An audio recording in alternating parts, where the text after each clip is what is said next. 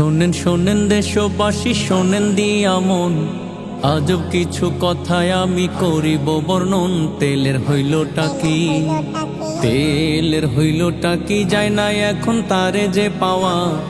নতুন motor cycle নিয়ে হয় না দূরে যাওয়া, পাম্পে তেল নাই, পাম্পে তেল নাই বলে এখন পাম্পের সব লোক। সরকার বলে আছে তেলে, এ যে কেমন রোগ শুরু হইল এবার, শুরু হইল এবার। দেশে কেমন চলছে রে খেলা, গাড়ি নিয়ে হেঁটে গিয়ে দেখি পাম্পে তালা। মাথা নষ্ট রে ভাই, মাথা নষ্ট রে ভাই, করি আমি এখন কি উপায়।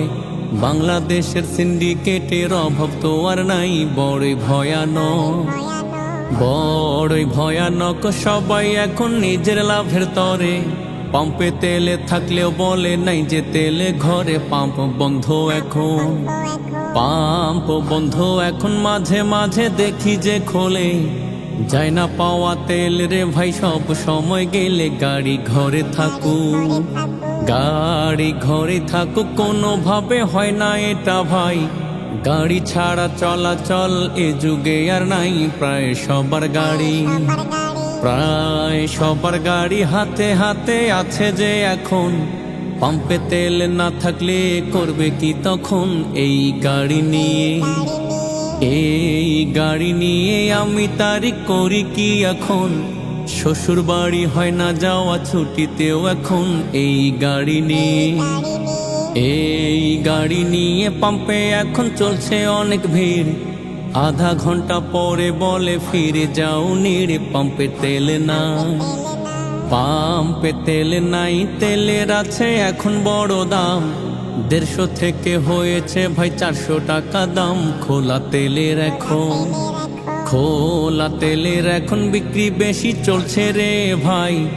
কয়েক কিলোমিটার গিয়ে দেখি তেল নাই, যায় না বেশি দূর, যায় না বেশি দূর। যত আছে খোলা তেল দিয়ে, গাড়িওয়ালা ভাবে রে ভাই কি করি তা নিয়ে। আবার উপায় নাই, আবার উপায় নাই, পুলিশও যায় যে হেঁটে হেঁটে।